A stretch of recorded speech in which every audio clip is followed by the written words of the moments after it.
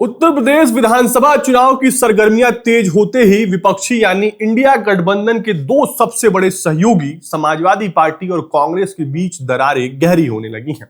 सीटों के बंटवारे को लेकर अलग अलग दावों, क्षेत्रीय वर्चस्व की लड़ाई और अल्पसंख्यक प्रतिनिधित्व जैसे संवेदनशील मुद्दों पर जारी तीखी बयानबाजी के बीच आज उत्तर प्रदेश का सबसे बड़ा राजनीतिक सवाल यही है कि क्या अखिलेश यादव और राहुल गांधी आगामी विधानसभा चुनाव में एक साथ दिखेंगे।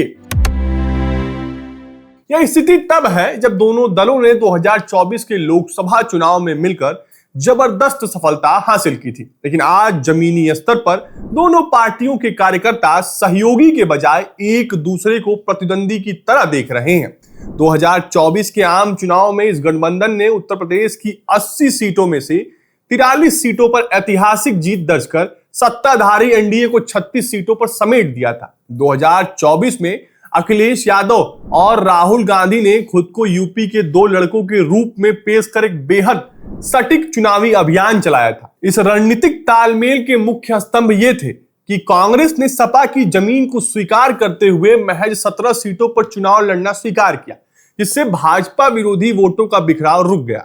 आगरा में भारत जोड़ो न्याय यात्रा जैसी शुरुआती संयुक्त मंचों के जरिए दोनों दलों ने अपने स्थानीय कैडरों के बीच की पुरानी दुश्मनी को भुलाकर एक दूसरे के लिए वोट ट्रांसफर सुनिश्चित कराया। अखिलेश यादव के पीडीए यानी पिछड़ा दलित अल्पसंख्यक फॉर्मूले को राहुल गांधी के संविधान बचाओ और जातिगत जनगणना के राष्ट्रीय विमर्श से जबरदस्त ताकत मिली। इसने बसपा के पारंपरिक दलित वोट बैंक में बड़ी सेंध लगाई।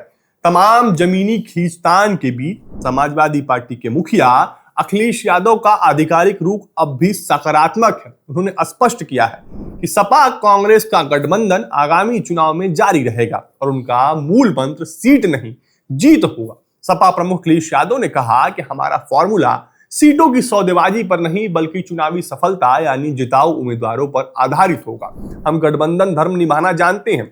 वहीं पार्टी के अंदरूनी सूत्रों का कहना है कि दोनों ही शीर्ष नेता जानते हैं कि यदि वे अलग हुए तो भाजपा विरोधी वोटों का बिखराव सीधे तौर पर सत्ताधारी दल को फायदा पहुंचाएगा। इसलिए भले ही राज्य स्तर के नेता दबाव बनाने के लिए सार्वजनिक रूप से बयानबाजी कर रहे हो, सीटों का अंतिम फैसला बंद कमरे में राहुल गांधी और अखिलेश यादव के बीच ही होगा। वहीं यूपी कांग्रेस के नवनियुक्त प्रभारी राजेंद्र पाल गौतम का तो यहां तक कहना है कि पार्टी इस बार बराबरी और सम्मान के आधार पर सीटों का समान बंटवारा चाहती है। अखिलेश यादव ने कांग्रेस को बड़ा दिल दिखाने और क्षेत्रीय दलों को उनके प्रभाव वाले राज्यों में प्राथमिकता देने की नसीहत दी है। सपा नेताओं का तर्क है कि कांग्रेस का राज्य स्तर पर रिकॉर्ड कमजोर रहा है। 2022 के विधानसभा चुनाव में कांग्रेस अकेले लड़कर 403 में से सिर्फ 2 सीटें जीत पाई थी। वहीं कांग्रेस सांसद इमरान मसूद के एक बयान में इस विवाद को हवा दे दी है। मसूद ने आरोप लगाया समाजवादी पार्टी किसी मुखर मुस्लिम नेता को बर्दाश्त नहीं कर सकती। सपा 2024 में 37 सीटें सिर्फ राहुल गांधी के प्रभाव के कारण जीत पाई और आज वह खुद गठबंधन के लिए चिल्ला रही है।